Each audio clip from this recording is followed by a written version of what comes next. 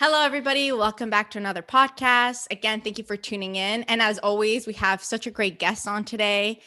We have a fun, young, hip CEO on the podcast, and his name is Ryan Dawson, who is also known as the Chief Corvanaut from Corva Nation itself here in Houston, Texas. He founded Corva in 2014 after having sold part of his very successful software company out of Austin, Texas, in a completely different industry outside of the oil field. So you'll find out how he made his way back into the oil field through the podcast. In a nutshell, Corva has oil fields worth of data in a single dashboard.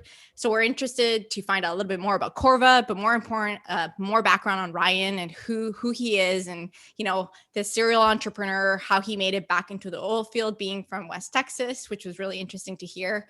And Jamie and I have both walked by the Corva office at the Cannon when it was being built, and it looks like such a beautiful facility. To me, it feels like it's the Silicon Valley of the oil field. I have a few friends who work there, and it seems like it's a fun place to work. So we're excited to find out a little bit more about you, Ryan. So thank you again for being on today.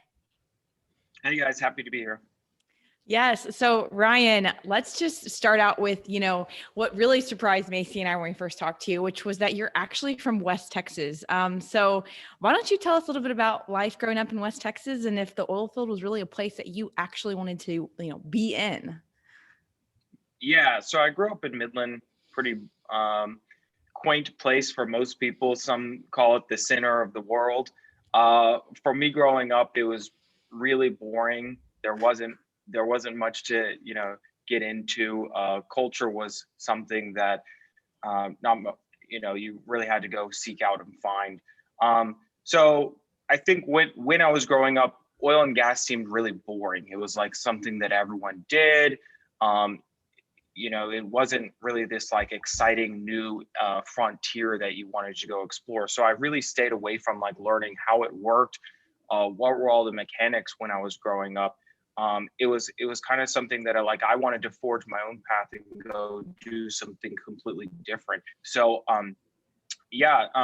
growing up in Midland was a unique experience. I kind of tell people it looks like Mars, and and it's about as boring as Mars. But I'm sure that there are a lot of people that really love it.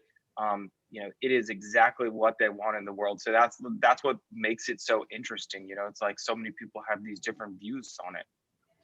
So were your parents, involved in oil and gas since, you were in Midland? Yeah, my dad was a wildcatter. He, like many people in the 90s, he was out there doing deals, chasing land, kind of like the dreamy, the romanticism of oil and gas. Actually, his grandfather was also in oil and gas and helped set up some of the initial infrastructure for Petrobras in northern Brazil, and his whole family moved down there for a period of time. So it turns out that I'm a third generation oil and gas worker, which, to be honest, I never thought that would happen. That's so interesting. So I know your background on growing up, you said you were very influenced by your brother to get into programming and coding and kind of do that during your teens. What made you so attracted to, the web world at such a young age, especially because that was like pre-2000, around the 2000, where it wasn't what it is today? Like, how did you know that this was going to be the future and that you wanted to focus on that, especially at such a young age?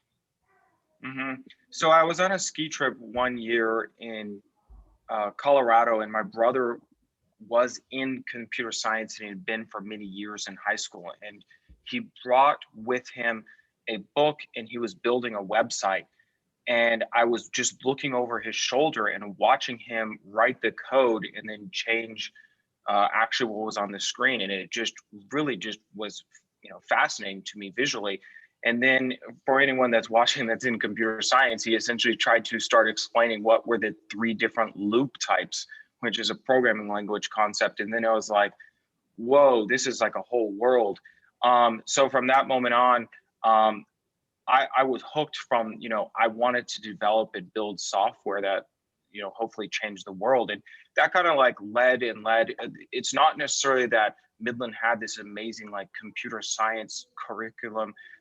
Everything from my perspective was I had an Amazon account that my mom gave me access to, and she essentially never asked me what I ordered on it, because at the time there was really only books back then, for the most part, and so she just kind of gave me a blank check to order all these programming books. And so I would buy and I would learn, and I would build, and then I sort of created a community with people not in Midland. I was in the internet at that age, sort of collaborating with other people out in the world.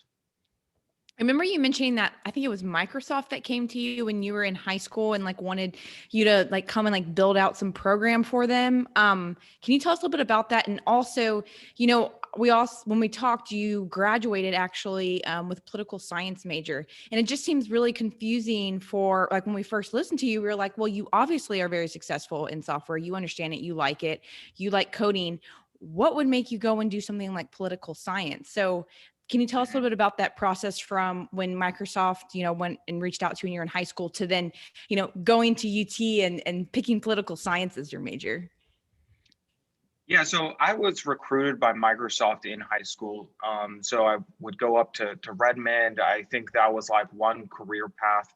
I think the thing that sort of weighed on me was like, hey, do you go to college or do you sort of skip and go work right away?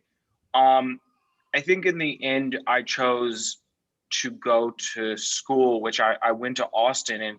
And growing up in Midland, like Austin it had this little .com scene that happened in the late 90s and early 2000s. And for me, when I would go visit, it was like really exciting to sort of see this, because I never saw the San Francisco part of that, back, or Silicon Valley part of that in the .com boom. And so seems like, wow, this is really happening. So I never really, that was kind of a big sort of turning point. I didn't really know. That was kind of the main takeaway, is like, you can go this way or you can go that way. And, just certain factors like influenced me to stay closer in Texas. At UT, when I got there, I was sitting in classes that I actually wasn't registered for. So I was in advanced computer science classes from day one, and I was never on any of the enrollment sheets. I don't know if you remember, but you could just go into any class and just sit there. And so all of my days when I first got there were going into like advanced networking, distributed computing, what have you. And I really didn't go to the other classes. So the freshman courses, I didn't sit in many of those like huge seminar, lecture courses. You just go take the test at the end. So through my college, the thing is I was interested in a lot of stuff. So, and at UT, like there is one way there's not a great way, I should say, to take many different classes. You had to switch your majors. So the way that I accomplished that is I literally changed my major. So I was like interested in art history, and I was interested in art. I was interested in like advertisement, and I took some architecture classes and I loved them. So I was like bouncing around, and somehow towards the end of my tenure, I ended up in political science, which they call government. And it's just the craziest thing, because I couldn't tell you anything theoretical right now about like what the curriculum is, what your in classes were. But I was really curious, and that kind of just led my passion. But don't get me wrong, like I was always in software and always knew that that's what I was going to do. I just was curious to look at other things. And so the way it actually happened, if I can expand more on the story, is I entered with 2 years of AP credits. So these are like these high school classes that you take, and then you take a test and you actually get full credit. And at University of Texas, those credits would successfully transfer. So the reality is I came in with 2 years completely done. And in the middle of my college, term, say my sophomore year, maybe my junior year and my sophomore year, I actually didn't go to class at all. I was working on a software project that I didn't know, hey, this seemed really interesting. I was working with some like really renowned people on it. It turns out it didn't go anywhere, but I I spent a lot of time working on it. I would kind of be in my room in like this house where I lived with these other guys, and I would just sort of lock myself in there and like work on that a lot. But the reality is, like, I never told anyone, hey, I'm not going to school. So I never told the people I was living with. Oh my I didn't gosh. tell my family. It was it was just kind of this like secret with myself, and in the end, that project I was working on, it didn't prove out. But I really think back on that as like, okay, this is where, if you're familiar with the Malcolm Gladwell thing, this is where I got my 10,000 hours. So I was programming and building my 10,000 hours at that time. And so, um, you know, it was just kind of like, that was my learning ground. And then I went back to classes and said, let's close this out. And I just need to graduate at this point. Yeah. lo and behold, somehow it happened. That's such a cool story. And I think a lot of people would relate on the sense that, you may have a passion, but you want to try all kinds of stuff. Like, yeah, you could have went into like, engineering, but you wanted to do a little bit of art and a little bit of architecture. And it does kind of suck where you kind of have to pick this thing at 18 years old of what you're going to do for the rest of your life, and, not be able to kind of switch around. But I really like what you did. I'm looking back as like, I probably should have done something similar and taken like a year off, not tell anybody, and work on like my own personal projects, which I think sometimes is like, and you see this a lot in very successful people, is they don't even need to finish a degree. Like they didn't even need to be in university, to be honest. But because they've worked so hard on their craft, which is what you did for a year or two of just like locking yourself in that room and coding and learning, like that's way more valuable than a lot of courses we take in university. So that's really, really cool. We know while you were in college, you started your very first venture, 1323. For the listeners, can you explain a little bit what 1323 was? How did you develop the company? And kind of walk us a little bit through meeting your partner to having an idea and actually executing it, because it was actually a very successful business after all. So in college, I got really good at a few Microsoft, I'll call them like software development frameworks. And a lot of it had to do with a new operating system that they were coming out with called Longhorn, which I think got rebranded to drawing a blank. But I was actually writing. The funny thing is, like, I'm this kid in college, but I was like writing these professional articles. You could think of these on the early days of blogging, and like the experts in the world were like reading these to like learn how to write software. And like little old me, I was just sitting in Austin, Texas, like doing this, like no one even knew who I was. But so that kind of led into, I became an expert at this one technology that actually still exists from Microsoft, called Windows Presentation Foundation.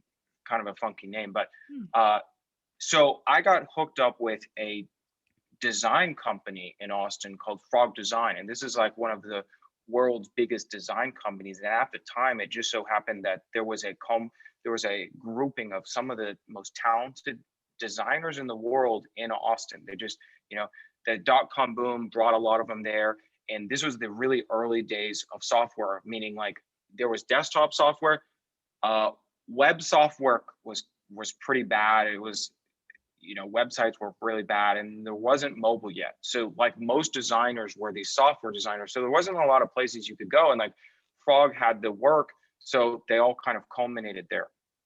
As I continue the story, like I got hooked up with them, and I did what you would call as an internship. The thing is, like, I was working in something that most people there didn't understand. So it was sort of an internship as in terms of like, hey, this is how a job works. But in terms of people telling me what to do, I was kind of on my own. But I worked with some really amazing people. And these are like so when you look back to like what I was taking in college, I was taking like art design, or art history, and different, architectures and marketing. So I was really interested in the art side of things.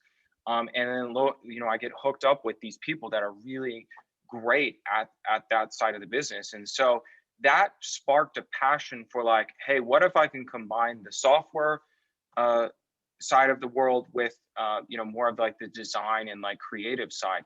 And I really just like, I flower, I really developed there. And after that summer, I essentially started working with a few guys there that were twice my age, and we basically said, hey, let's create a company that's creating amazing software experiences and sell that to the biggest companies in the world, like Microsoft, like Netflix, like Twitter. Let's do that. And in my final year of school, going kind of back to that, I wasn't working at all in school. I was like, if I went to class, I'd be working on this company, and I'd look up at the end when the bell rang and like walk out, and I didn't hear a word that was said. So that was my last year, and but that was like the segue into a really like wonderful, interesting time where once this company was up, I was like traveling the world, going to all these crazy places, meeting like really interesting people. So it was awesome. What was really amazing about this is when we first talked, I've heard about 1323, but I actually heard about it through the Obama campaign.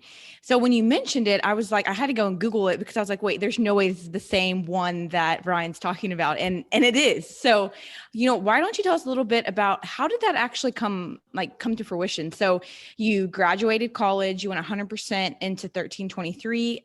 I know you were awarded like a $350,000 project, and then that moved into, being awarded the Obama campaign, which now it's stated that it changed political parties for the rest of, the future on how they actually target audiences and how these political campaigns are actually ran. So can you tell us like how that came about? And then also like what was the most challenging part of working for a political party versus, creating visions for like Honeywell or Netflix or like one of those companies? Mm-hmm. Yeah, so the genesis of 1323 at the time was there's actually a large financial company that contacted us in the early days. And to me, like $5,000 was a lot. I was 21, 22. And we sent a bid out that said, hey, we're going to do this work for you, and it's going to be $120,000 or something. And I was so nervous because the guy asked for a call and he wanted to discuss the project. And we got on the call, we started talking it through. You got to imagine, like, we're not great at client management. And the thing he says is, he's like, this is great. I want to triple the size of the project. So we were in business. I called my partner who still was working at Frog Design and said, hey, you got to quit. We got this. 300 grand. We're in business. And so that was a lot of big money at the time. And that sort of just led into more and more working for these big companies, doing high profile stuff for them. So, we kind of like, the way it works is like you just get, your name gets passed around, you do good work, that leads into another client, I can't remember who it was or who worked at one company, but they then were, I think, the CTO or something of the Obama campaign. And they called us up and they said, hey, we want you to do this work. And this was really early days of mobile. So it was just, people were just trying to figure out of like, what do you do with mobile phones? Mm-hmm. And working with their campaign was pretty interesting because there's like so many people behind the scenes doing all this. Like you think it's maybe like 10 people, but it's like hundreds of people. Like they essentially build a company overnight to like orchestrate these campaigns. And we were brought in part of like the mobile strategy and building that out. And it turned out to be really successful. Like the people at the company at the time really were doing the best work of their lives on this software. And it really just changed the game in terms of like how people did campaigning and how they went door to door and how they sort of collected these names to spread the word on Obama. Whether you're affiliated with one or the other, I think what happened after that is people just sort of copied these concepts going forward, and that became the playbook. So that was really exciting. I think we always used to love to say to other people like, hey, we're busy, we're working for the president. Yeah. So it's like, But That's it awesome. was exciting. Yeah. That's amazing just how like life works out. Sometimes you take this risk, you start this business, you have no idea you're ever even going to get to 300,000. You said 5,000 would have been, you're happy at that age. And it's just like the trajectory that this has taken you on. That's really amazing. And how long were you at 1323 for before you left? I was there about 7 years. Okay. So So it's about yeah, 7 go ahead. years. Okay. Because that brings me to the next question, which is, you've been in this tech industry for X amount of years. That's what you've been passionate about since a young kid. You didn't want anything to do with oil and gas. You wanted to be as far away as possible from West Texas. But all of a sudden you left 1323, you sold part of your ownership of it, and you decided to come create a new kind of tech business in the oil and gas industry, which is completely different from the tech world. What sparked you to want to do that transition, especially when you kind of like your whole life have wanted to not be in it, and then all of a sudden you quit this really amazing business and then decide to start this new venture? Hmm. So you always have to kind of look at what's going around you at the time. What's the context at the time? You have to imagine that there's all these different social networks and kind of dumb consumer web apps out there, mobile apps. And it sort of seemed like the world was optimized around selling ads for those. Mm-hmm. And so I was a little bit burnt out in terms of like, hey, this is the same thing, just a different day. Like, this is not really changing the course of humanity. Yeah. And I really got in my mind this idea that I needed to work on the hardest thing that was out there, because A, that would bring real value to the world, but then in subsequent, that also brings value to you and the company.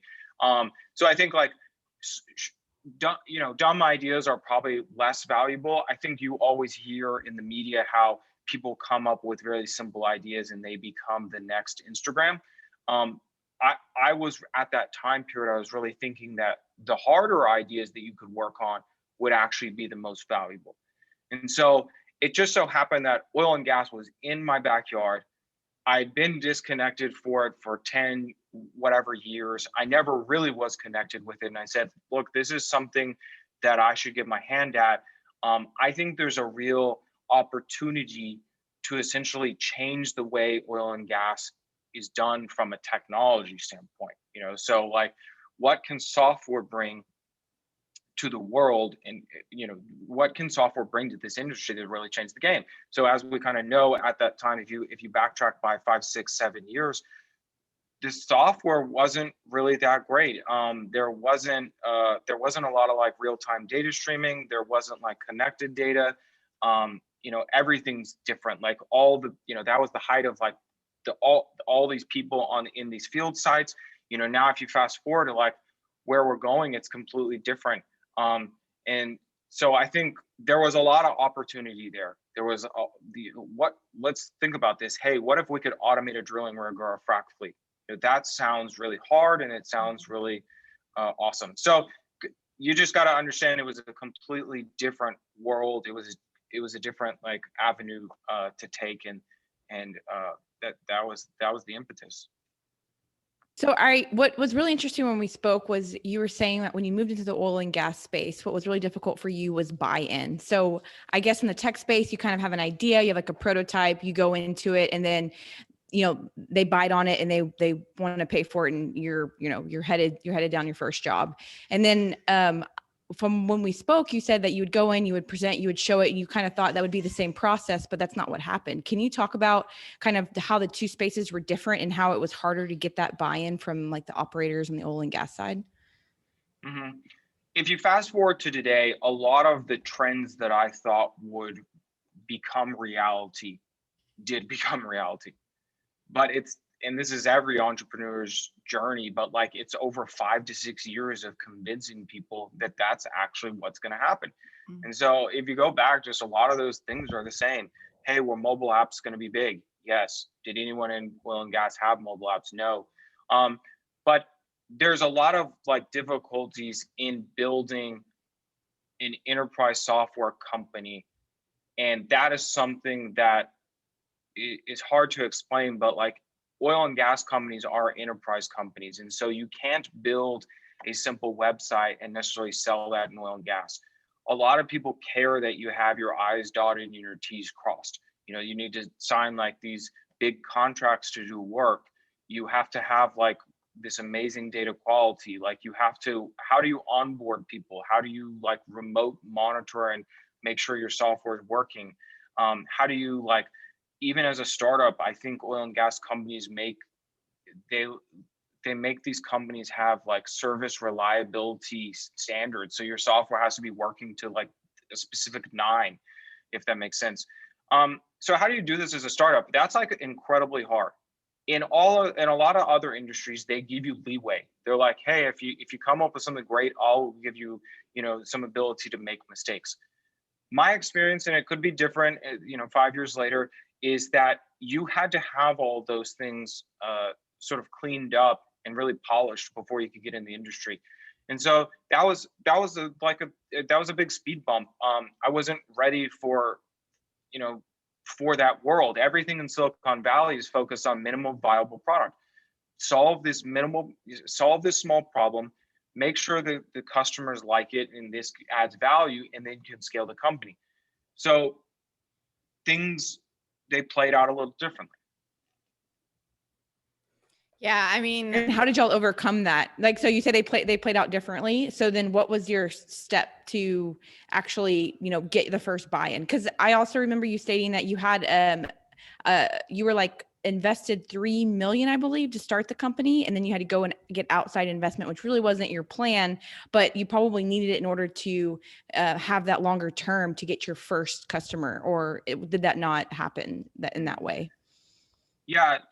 Well, so the number was about, I invested all of my life savings to that point. And then I wanted to bootstrap the company. I ran out of money, and there's, you know, you go through the development process, you learn, and you try to get it as good as you can. It turns out there was like too many hurdles to overcome in just the amount that I put in and the teams that we were running with. And so, yeah, after we ran out of money, there was like, I was introduced to a great investor who's now our chairman. And he, you know, once he put in that money, I did something really crazy. I said, I actually know, you know, I've seen the industry, I've seen everything that's happening. The one common thread is everyone's asking for something that's a little different. Like the software needs to be malleable. It needs to be so we can like change it. And so the first thing we did is like we basically shut down and went back into development mode after we got that money and rebuilt the product. Now that usually, like, I would say that's crazy. Like, hey, you're about to start selling and you're about to start making money. Like, there's no reason to shut down. But it turns out like that decision was instrumental now in Corva's life for what's the future. wow, that's just incredible. And like you mentioned, I think like the oil and gas industry is just so different. Like everyone just, like you said, like coming from tech to this, it was a little bit of a hurdle just because, like you mentioned, like you have to have your ducks all in a row. Everything needs to be perfect for them to have the buy-in versus the, hey, we'll work with you on, you know, some of the mistakes, which is oil field is a little bit harder in terms of being forgiving on a product. Talking about Corva, you said that you want to be one of like the most admired workplaces in Houston with a Google-like status for both your amazing products as well as your company culture. I've seen it from just how beautiful your office is and kind of like your marketing. It's young, it's cool. It's definitely a place where, you know, the younger generation definitely probably wants to go work. How are you creating this culture and atmosphere, and why is that important for you? Mm-hmm. Fundamentally, like as a CEO of a company, like really the biggest thing that you can control is like who the people you hire and bring in. Then they build the company, they build everything. So I set the framework, which is the culture. I bring in the people, and then they make everything else happen. And so if you have that viewpoint, that's why it's so important to get the right people and to sort of let them operate. I think, part of that is like, what is the other side of the coin? So like people need to know that they have a great place to work, that they have a company that supports them. And those are really hard because like you go through things like COVID or you go through the pandemic, you go through like oil downturns, and it's like, wow, how do we make these decisions? Because this isn't as simple as we thought it was, so the formula was pretty simple. But those are like what I've learned in the last year are like, these are places where you double down and figure out, all right, this is how we're going to do things, or this is what the culture is, and we're going to stick to that, or we're going to change. And so personally, I've gone through just tremendous growth in the last year just to understand like these are actually like how we influence how people work, and a lot of that is like setting the experiences. So experiences lead to beliefs, which lead to action. And so what you're essentially trying to do is like reverse engineer the problem, and like you have to do this in such a way that like really resonates with people. I'm like a type of person that's always stepping or skipping steps. I'm like always constantly like 10 steps ahead. That's just like how I think. And so it always like, I know, I really have to slow down and think, I think about this all day, but the person that I'm talking to, this is the first time they've heard it. And so like, how do you like reframe it from a communication standpoint? But like, I think Houston, getting back to the initial question, like Houston deserves like some really awesome companies. The ones that I see out there, they live a little bit more to be desired. I think like who is this like preeminent like company in Houston that everyone wants to work for? Like, why can't Houston have its own Google? Yeah. And and should be oil flavored, I guess, or energy flavored to be the least. Yeah, no, and I think what's really important, I find sometimes it's hard for companies to grasp this, but if you take care of your employees, and especially the younger generation, we really care about where we work. It's not like back in the day where it's like, shut up, here's a paycheck, and they're going to stay with you for 30 years. That's not how it works with a lot of millennials or even the younger generation.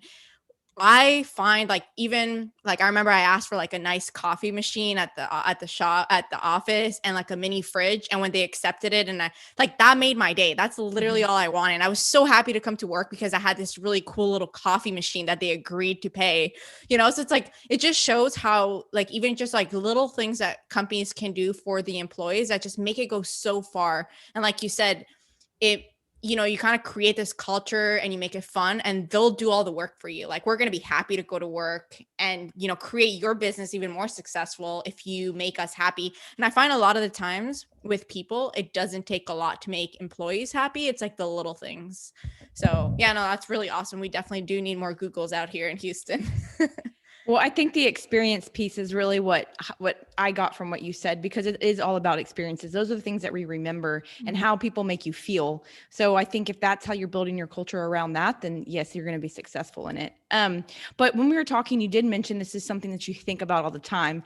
So we do know that your mind is always going, you're always thinking about, how to solve the next problem, and I know when we talked last year, like sometimes these thoughts, like they never leave you and you're just constantly in work mode. So how do you manage, or even like, is there even a work-life balance? And like, how do you actually get away? Like, what do you do to break away? Or are you just constantly thinking about, how can I, do this at Corva, or what can I do to, make the world a better place, basically? There's a lot of people probably like me, but we're constantly toiling ideas. You're trying to solve ideas in your head as you do other things. I think that's true. I don't have a problem with the work-life balance. I don't need to necessarily get away from the work. I think these problems are interesting. They're worth solving. So I think on some level, if you're doing like hard work and like you go to work, you do need time off. Like I'm a big fan of that. But for me specifically, like I've learned just to deal with it. I work through problems. I think like that is like the adversity training that I've had through my life is like made me pretty able to handle that. Gotcha. So I think like we had a few different guests on where everyone's balance just looks so different, right? For you, working constantly and kind of like, even living it 24/7, but managing your family and you know, your kids and your wife, that works for you. And maybe for somebody else looking in, they might be like, Ryan's crazy. All he does is work, but that's what like makes your balance work, right? Like, it's like everybody has their own, you know, you could be a workaholic and be happy. So Yeah, I think like I get energy from work, and this has been talked about by other people, but they bring that energy into their home life, and that makes their home life good. And then you bring that positive energy back to work, and that's like super important. Is like if you are not bringing positive energy to work, like you're dead. You're like unhappy. I mean, we've seen that so much this year. Just the I don't even know what you can't imagine what the circumstances are of just what people are going through. Luckily we live in Houston where a lot of things stayed open and there was like a semblance of normal, but like how you know, how do you come to work actually like wanting to solve hard problems and like, you know, change the world when like you got all this other stuff going on. yeah. That's a good point. No, well, what I really like is you obviously love what you do and you're passionate about it. Like they say, you know, do something you love, you'll never work a day in your life, kind of. So it kind of seems like that's where you're at, which is really awesome and inspiring to try to find that. So our last question was, what's next for Corva and for yourself? And now that you're part of the oil field, how do you feel about being back to your roots? Yeah, I think like the mission of Corva, just so I'm transparent, is to accelerate the future of oil and gas. And so I like to think and I like to tell people at Corva that the world would be worse off without Corva.